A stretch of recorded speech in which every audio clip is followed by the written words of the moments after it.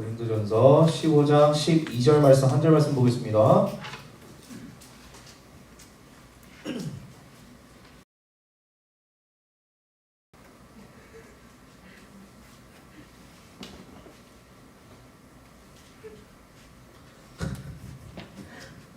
찾으셨으면 전도사 읽도록 하겠습니다. 그리스도께서 죽은 자 가운데서 다시 살아나셨다 전파되었거늘 너희 중에서 어떤 사람들은 어찌하여 죽은 자 가운데서 부활이 없다 하느냐. 아멘.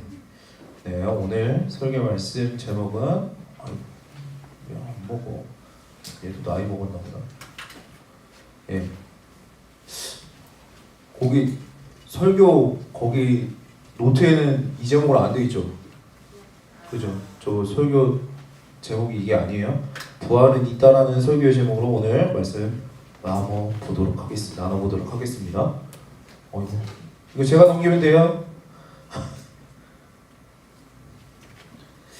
네, 지금으로부터 약 2000년 전에 여러분 성자 예수님께서는 인간의 몸을 입고 이 땅에 오셨습니다. 하나님이 여러분 사람이 되신 것입니다. 우리는 이것을 여러분 성육신으로 부릅니다. 성육신은 예수 그리스도가 낮아지심, 예수 그리스도의 낮아지심의 시작입니다. 낮아지신 예수님께서는 마침내 여러분 십자가에 달려 죽으셨습니다. 십자가의 죽음은 그분의 여러분 낮아지심의 결정체입니다. 우리는 성육신과 십자가의 죽음을 너무나도 스럽게 받아들이지만 사실 이건 여러분 엄청나게 충격적인 사건입니다. 하나님, 그러니까 여러분들이 잘 아는 그 신이 사람이 된 것만 해도 여러분 놀라운 일입니다. 그런데 여러분 하나님이 신이 죽기까지 하셨습니다. 죽으실 수 없는 분이 죽음을 맞이한 것입니다. 여러분 이거는 정말 믿기지 않는 일입니다. 그래서 우리는 지난 한 주 동안 예수 그리스도의 낮아지심, 성육신과 십자가를 가슴에 새기면서 고난 주간으로 그 주간을 보냈습니다. 한 주간을. 그리고 오늘 예수 그리스도의 다시 살아나심을 경배하는 여러분 부활주일입니다. 성육신이 예수님의 낮아지심의 시작이었다면 부활은 여러분 그분의 높아지심의 시작입니다. 계단에 비유하자면 예수님의 죽으심은 낮아지심의 마지막 단계였고 부활은 높아지심의 첫 단계입니다. 부활하신 예수님은 이 첫 단계를 디딘 이후에 다음 계단 하늘에 오르신 예수님께서는 지금 하나님 보좌 우편에 앉아 계십니다, 여러분. 그리고 하나님께서 계획하신 때가 되면은 예수님은 이 세상의 모든 자, 산자와 죽은 자를 여러분 심판하시러 이 땅에 오실 것입니다. 기독교는 이러한 내용을 여러분 진리라고 믿는 종교입니다.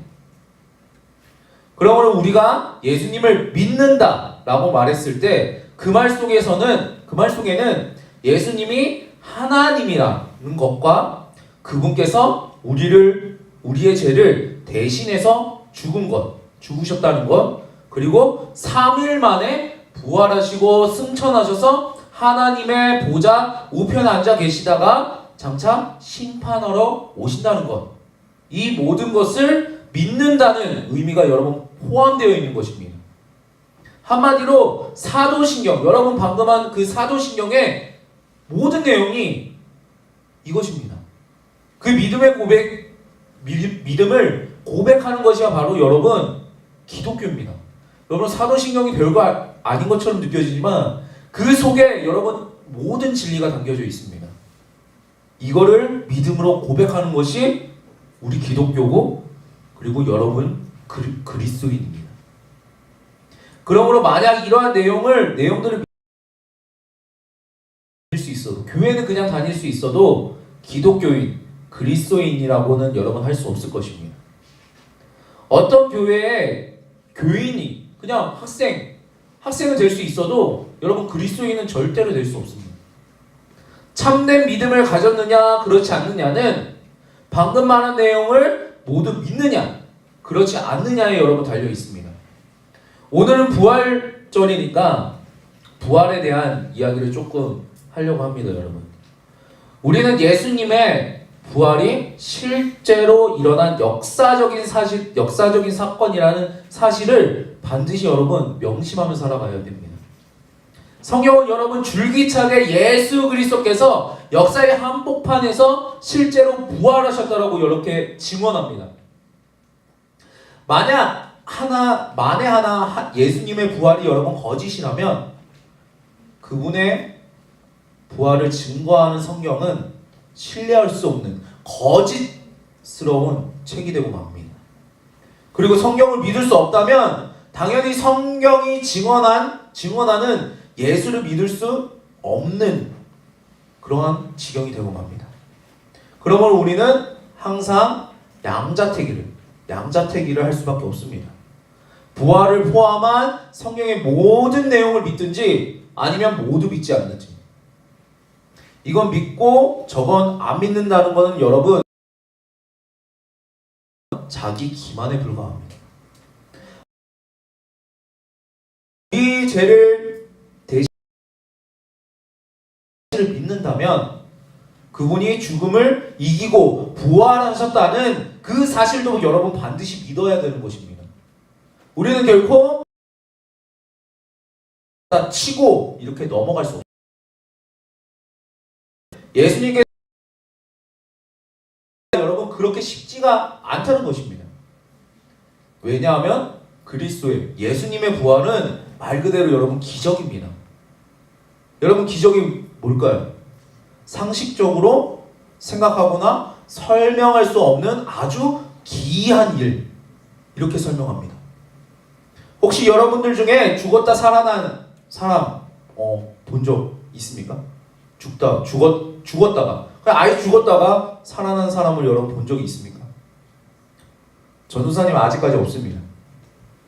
아마 앞으로도 없을 것 같습니다. 물론 죽을 뻔 했다가 살아난 적은 여러분 몇 번 있습니다. 하지만 실제로 그냥 죽었다가 살아났다는 이야기는 듣지도 보지도 못했습니다. 이처럼 부활은 여러분 결코 일상적이거나 평범한 일이 아닙니다. 이렇게 일상적이지 않는 일은 증명하거나 설명하기가 매우 어렵고 난처합니다. 그렇기 때문에 만약 누군가가 우리에게 예수가 부활했다는 증거를 내놓으라고 이렇게 요구하면 우리는 사실 할 말이 별로 없습니다. 그럴 수밖에 없는 것이 어제 오늘도 아니고 무려 2000년 전에 일어난 기적을 어떻게 여러분 설명할 수 있을까요? 이런 이유로 인해서 부활에 대한 의심은 이 시대를 살아가는 우리뿐만 아니라 초대교회에서도 여러분 빈번하게 일어났던 문제였습니다. 고린도교회 교인들 중에서는 예수님의 부활을 믿지 못하는 자들이 있었습니다. 고린도전서 15장 12절의 말씀입니다. 오늘 말씀입니다. 그리스도께서 죽은 자 가운데서 다시 살아나셨다 전파되었거늘 너희 중에서 어떤 사람들은 어찌하여 죽은 자 가운데서 부활이 없다 하느냐. 아마 고린도 교회 사람들도 우리와 똑같은 의심을 가졌던 모양입니다. 생전 듣지도 보지도 못한 부활, 그걸 어떻게 쉽게 여러분 믿을 수 있을까요? 그런데 여러분 뒤집어 생각해보면 그러니까 여러분 기적 아닐까요? 만약 기적이 누구나 경험할 수 있는 그저 평범한 현상이라면 여러분 기적이라고 부르지도 않았을 것입니다.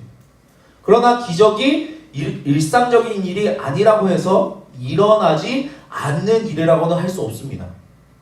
그리고 만약 일어날 수 없는 일은 결코 일어나지 않는다면 기적이라는 말 자체도 여러분 아예 없었을 것입니다. 여러분 역사를 예를 들어서 한번 생각해 보기 원합니다. 어떤 역사든 간에 역사는 여러분 단 한 번밖에 일어나지 않습니다. 울산 성결교회 청소년교회 2021년 부활절 주일 설교는 지금 이 순간밖에 없습니다. 이전에도 없었고 이후에도 없습니다. 시간은 멈춰 있지 않고 계속 여러분 흘러가기 때문입니다. 시간 속에서 이루어지는 모든 역사는 무조건 단회적인 사건이 될 수밖에 없는 것입니다. 고대 그리스의 철학자인 헤라클라이토스는 이렇게 말합니다. 우리는 결코 같은 강물에 두 번 발을 담글 수가 없다. 여러분 무슨 말일까요? 그 어떤 것도 안정되거나 머물러 있지 않다는 것입니다. 강물은 여러분 계속 흐릅니다. 똑같은 강물이 아닙니다.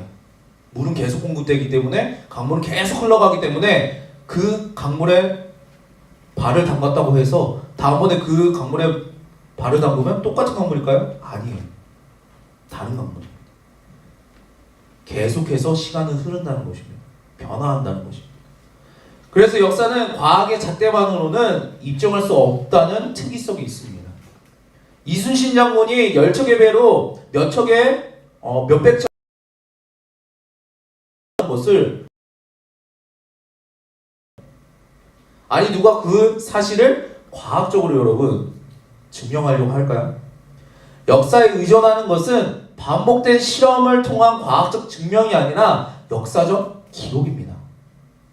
문제는 그 역사적 기록이 신뢰할 수 있느냐 그렇지 않느냐 그런 것이지 그러한 일이 또 일어날 가능성이 얼마나 있느냐 하는 문제로 접근할 수 없다는 뜻입니다. 이것을 기적과 여러분 접목해보면 기적이라는 말이 있다는 것 자체가 어쨌거나 일어날 수 없는 것 같은 일들이 역사 속에서 실제로 일어나기도 한다는 것입니다.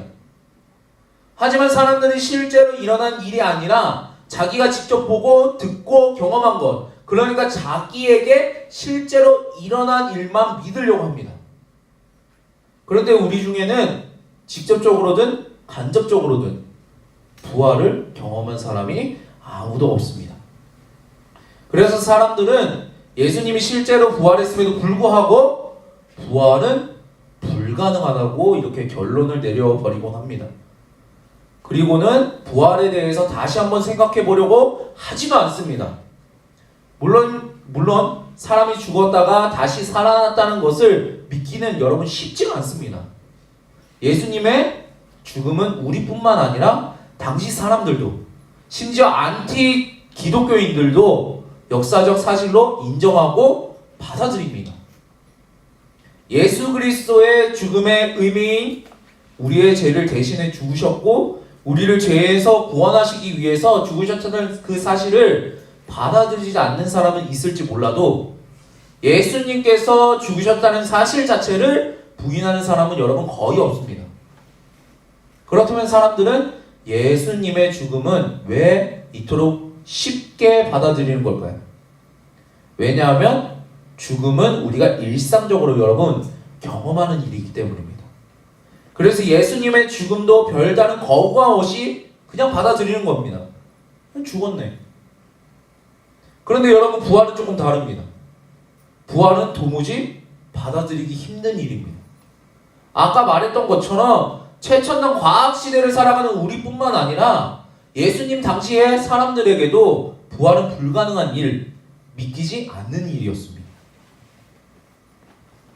그런데 기독교인들은 어떻게 예수 그리스도의 부활을 믿는 걸까요? 우리는 믿잖아요. 자기가 경험한 적도 없고 경험한 사람을 본 적도 없는데 왜 이렇게 굳게 믿는 걸까요? 가장 근본적인 이유는 하나님께서 여러분 믿음을 주셨기 때문입니다. 사실은 이게 믿음의 시작이자 여러분 완성입니다. 에베소서 2장 8절이 이렇게 말합니다. 너희는 그 은혜에 의하여 믿음으로 말미암아 구원을 받았으니 이것은 너희에게서 난 것이 아니요 하나님의 선물이라. 또 다른 이유는 예수님이 실제로 부활했을 때만 가능한 일들이 있기 때문입니다. 오늘 이 부분에 대해서 함께 살펴보고자 합니다. 크게 두 가지입니다. 하나는 예수님의 빈 무덤이고 또 다른 하나는 기독교의 부흥입니다. 부활이 아니고서는 이 두 가지를 설명할 길이 여러분 없습니다. 이제부터 하나씩 살펴보도록 하겠습니다. 첫 번째로 부활이 아니고서는 빈 무덤을 여러분 설명할 수가 없습니다. 설명할 길이 없습니다. 예수님께서 부활하신 그날 아침부터 그분의 무덤은 여러분 비어져 있었습니다. 마가복음 16장과 누가복음 24장의 말씀입니다. 서로 말하되 누가 우리를 위하여 무덤 문에서 돌을 굴려주리오 하더니 눈을 들어 본즉 벌써 돌이 굴려져 있는데 그 돌이 심히 크더라. 들어가니 주 예수의 시체가 보이지 아니하더라. 분명 예수님의 시신을 무덤에 두었는데 어떻게 되는지 예수님의 시선 이 부분에 대해서 크게 세 가지 여러분이 의혹이 제기되는데, 하나는 무덤을 잘못 찾았다. 두 번째는 예수는 죽은 것이 아니라 그냥 기절했을 뿐이다. 세 번째는 제자들이 시신을 훔쳐. 그나마 합리적 의심이라고 할 수 있는 것이 세 번째, 제자들이 예수님의 시신을 훔쳐갔다. 그런데 사실은 이거조차 여러분 너무나 터무니없는 억측입니다. 사실 이 문제는 예수님이 죽기 전부터 어느 정도 제기되었던 일이고, 그래서 바리새인과 대제사장들은 빌라도에게 로마 군인들을 시켜서 무덤을 지키게 하라고 요구했습니다. 마태복음 27장 26절부터 66절까지 말씀입니다. 전도사님 우리말 성경으로 또 읽어주도록 하겠습니다. 이튿날 곧 예비일 다음 날이 되자 대제사장들과 바리새파 사람들이 빌라도에게 가서 말했습니다. 총독각하, 저 거짓말쟁이가 살아있을 때 내가 3일 만에 다시 살아날 것이다 라고 말한 것이 기억이 납니다. 그러니 3일째 되는 날까지 무덤을 단단히 지키라고 명령해 주십시오.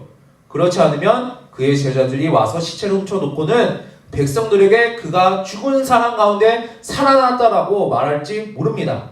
그러면 이번에 마지막 속임수는 처음 본 것보다 더 나쁜 결과를 가져올 것입니다. 빌라도는 경비들을 데려다가 무덤을 지키게 하라. 너희가 할 수 있는 한 단단히 무덤을 지키라 하고 말했습니다. 그리고 그들은 가서 돌을 봉인하고 경비병들을 세워 무덤을 단단히 지키게 했습니다.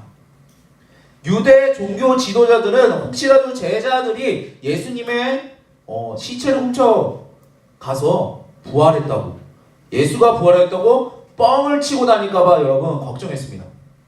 그래서 빌라도에게 군대를 파송해서 예수님의 무덤을 지키게 해달라고 그렇게 부탁한 것입니다. 하지만 안타깝게도 제자들에게는 예수님의 시신을 훔칠 만한 용기도 믿음도 이유도 없었습니다. 복잡하게 설명할 것도 없이 누가 예수님을 팔아넘겼고 누가 예수님을 3번씩이나 부인했는지, 예수님이 잡혀 가실 때 제자들 중에서 누가 그 곁을 지키고 있었는지 한번 생각해보면 금방 답이 나올 것입니다. 좋습니다. 그렇다면 제자들의 생각이 바뀌어서 만에라도 바뀌어서 예수님의 시신을 훔칠 마음을 먹었다고 칩시다. 이게 마음만 먹는다고 여러분 가능한 일일까요? 무덤을 지키고 있던 상대는 여러분 일반 사람이 아닙니다. 로마 군인입니다. 그들은 무덤을 철저하게 봉인시키고 지키고 나름의 방법과 그 규율이 있습니다. 이런 군인들을 상대하고 오합지졸에 불과한 제자들이 과연 어떻게 시신을 훔칠 수 있을까요? 제자들이 훔치러 간 것이 아니라면 도대체 예수님의 시신은 어디로 여러분 간 것일까요? 부활이 아니라면 여러분 이것을 설명할 길이 없습니다. 만약 부활이 거짓이라면 로마 당국이나 유대 종교 지도자들은 예수의 시체를 보여주기만 하면 됩니다. 여기 있다. 그러면 예수가 부활했다 말하고 다니는 모든 사람들을 단번에 여러분 잠재울 수 있습니다. 그런데 그 누구도 여러분 그렇게 하지 않았습니다. 아니, 하지 못했습니다. 왜냐하면 예수님의 시신을 찾을 수 없었기 때문입니다. 당시 로마의 국력은 그야말로 여러분 세계 최강이었습니다. 시체 하나 찾는 것은 일도 아니었을 것입니다. 그런데 예수의 시신만큼은 찾을 수가 없었습니다. 왜냐하면 예수님은 더 이상 시신이 아니셨기 때문입니다. 예수님은 여러분 실제로 부활했기 때문입니다. 그래서 그들이 선택한 방법은 예수가 부활했다고 말하고 다니지 말라고 그렇게 협박하는 것뿐이었습니다. 이처럼 예수님의 빈무덤과 지금까지도 찾지 못한 그의 시신은 예수 그리스도의 부활을 증명하는 강력한 증거가 됩니다. 두 번째는 부활이 아니고서는 기독교의 성전과 여러분 부흥을 설명할 길이 없습니다. 기독교의 부흥은 제자들의 부활 선포와 맥을 같이 합니다. 왜냐하면 제자들이 예수께서 부활하셨다라고 선포하고 다니기 시작하면서 예수 그리스도를 따르는 자, 그리스도인들이 기하급수적으로 증가하기 했기 때문입니다. 증가했습니다. 그래서 예수의 부활은 제자들이 꾸며낸 이야기라고 생각하는 사람들도 있었습니다. 그런데 이건 역시 말도 안 되는 억지입니다. 왜냐하면 아까 말했다시피 제자들에게는 그럴 만한 믿음이 없었습니다. 그리고 여러 차례 부활을 여러분 예고하셨습니다. 복음서마다 그 내용이 여러분 적혀져 있습니다. 그 중에 하나를 전도사님이 읽어주도록 하겠습니다. 마가복음 8장 31절의 말씀입니다. 인자가 많은 고난을 받고 버림받아 죽임을 당하고 사흘 만에 살아나야 할 것을 비로소 그들에게 가르치시되. 하지만 제자들은 여러분 예수님의 부활을 전혀 믿지 않았습니다. 안중에도 없었습니다. 만약 제자들이 예수님의 부활을 조금이라도 믿고 있었다면 예수님의 죽으신 지 사흘째 되는 날 예수님의 무덤 앞에 옹기종기 모여 있었을 것입니다. 물론 여러분 무덤을 찾아간 여인들이 있었습니다. 하지만 이 사람들도 부활을 기대하고만 한 것이 아닙니다. 다만 예수님의 시신에 향품을 발라서 부패를 조금이라도 늦추기 위해 찾아간 것입니다. 제자들은 여러분 더 심했습니다. 제자들이 얼마나 부활을 믿지 못했냐면 예수님의 무덤에 한 번도 찾아간 사람조차 몇 명이 안 될 정도뿐만 아니라 심지어는 예수님의 무덤에 갔다 온 여인들이 무덤이 비었다는 소식을 전해주는데도 그 말을 전혀 믿지 못했습니다. 허탄하게 여겼습니다. 누가복음 24장 8절에서 11절의 말씀입니다. 그들이 예수의 말씀을 기억하고 무덤에서 돌아가 이 모든 것을 11사도와 다른 모든 이에게 알리니 이 여자들은 막달라 마리아와 요한나와 야고보의 모친 마리아라 또 그들과 함께한 다른 여자들도 이것들을 사도들에게 알리니라. 사도들은 그들의 말이 허탄한 듯이 들려 믿지 아니하나. 베드로는 한술 더 떠서 그 여인들의 말을 듣고 무덤에 직접 찾아갑니다. 그리고 무덤이 비어있다는 것을 베드로 눈으로 똑똑하게 확인합니다. 이쯤 되면 예수님이 정말 부활했구나. 그렇게 생각하는 것이 여러분 기본 상식이고 정상입니다. 그런데 여러분 그렇게 하지 않습니다. 어라 진짜네? 그런데 왜 무덤이 비어있지? 그렇게 말하면서 그저 신기하게만 생각하고 그냥 집으로 돌아갑니다. 누가복음 24장 12절의 말씀입니다. 베드로는 일어나 무덤에 달려가서 구부려 들여다보니 세포만 보이는지라 그된 이를 놀랍게 여기며 집으로 돌아가니라. 제자는 이 정도로 믿음이 없었고 부활에는 더더욱 여러분 관심이 없었습니다. 그런데 그로부터 님의 부활을 전하기 시작합니다. 심지어 온갖 협박과 고문, 심지어 죽음을 불사하면서까지 예수가 부활했다고 전합니다. 예수님이 부활하셨습니다. 전하다가 죽습니다. 십자가 처형당해서. 왜 이런 제자들이 갑자기 변했을까요, 여러분? 간단합니다. 예수님이 실제로 부활하셨기 때문입니다. 부활하신 예수님을 만났기 때문입니다. 그것도 한두 사람이 만난 것이 아니라 여러 사람이 여러 장소에서 여러 번 만났습니다. 자기가 지어낸 거짓말을 지키기 위해서 목숨까지 거는 사람 여러분 아무도 없습니다. 심지어 그 거짓말이 거짓이라고 밝힐 경우에는 보상을 주고 끝까지 우길 경우에는 혹독한 벌을 내리겠다는데도 목숨을 걸 사람은 여러분 더더욱 없을 것입니다. 그런데 제자들은 예수님의 부활을 전하면서 목숨까지 걸었습니다. 왜냐하면 거짓이 아니라 진짜였기 때문입니다. 부활하신 예수님을 실제로 만났기 때문입니다. 그러므로 부활이 아니고서는 제자들의 변화와 기독교의 부흥과 성장을 여러분 설명할 길이 없습니다. 만약 예수님께서 부활하지 않으셨다면 기독교는 기껏해야 그 시대 혹은 다음 세대에서 이미 흔적도 없이 사라지고 말았을 것입니다.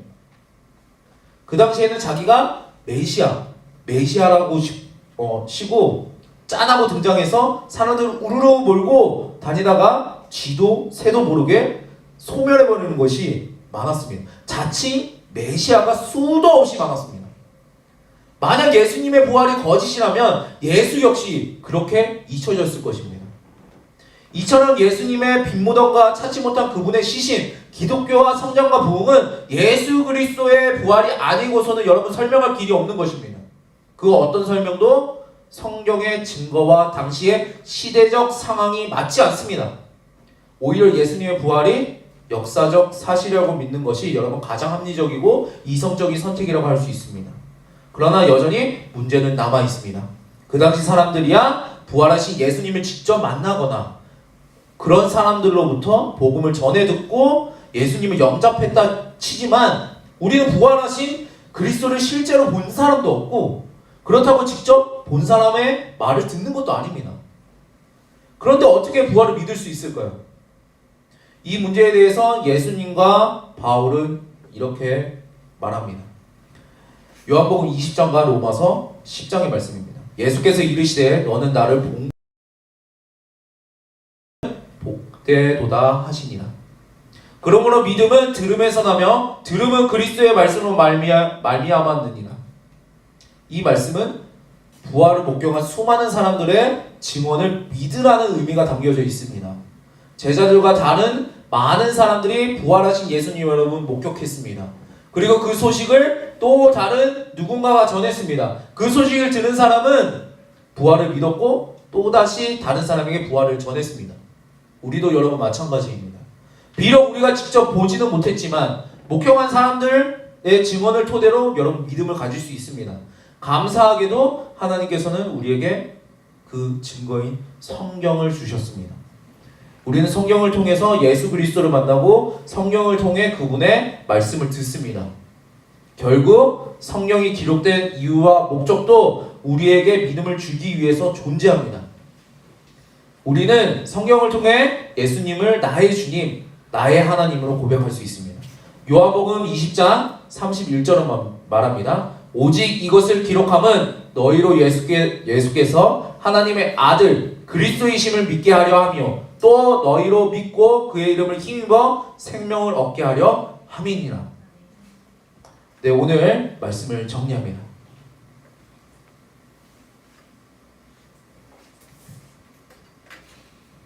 부활은 여러분 역사적 사실입니다. 실제로 여러분 일어났던 것입니다.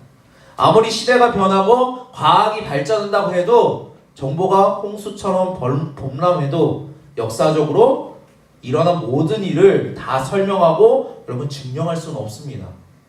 과학적으로 그리고 상식적으로 부활을 증명할 수 없다고 해서 부활이 없었다고는 여러분 할 수 없습니다. 예수님께서는 부활하셨습니다. 여러분 이 사실은 변함이 없습니다. 고린도전서 15장 12절의 말씀, 오늘 본문 말씀입니다. 그리스도께서 죽은 자 가운데서 다시 살아나셨다 전파되었거늘 너희 중에서 어떤 사람들은 어찌하여 죽은 자 가운데서 부활이 없다 하느냐. 우리는 이 사실을 믿고 제자들처럼 예수님을 위해서 여러분 살아가야 합니다. 그분께 내 삶을 드려야 합니다. 그러면 죽음을 이기시고 부활하신 예수님께서 내 삶을 죄와 사망의 권세에서 비록 보지는 못했습니다. 그러지만 비록 보지는 못했지만 예수 그리스도의 부활을 굳게 붙잡는 믿음의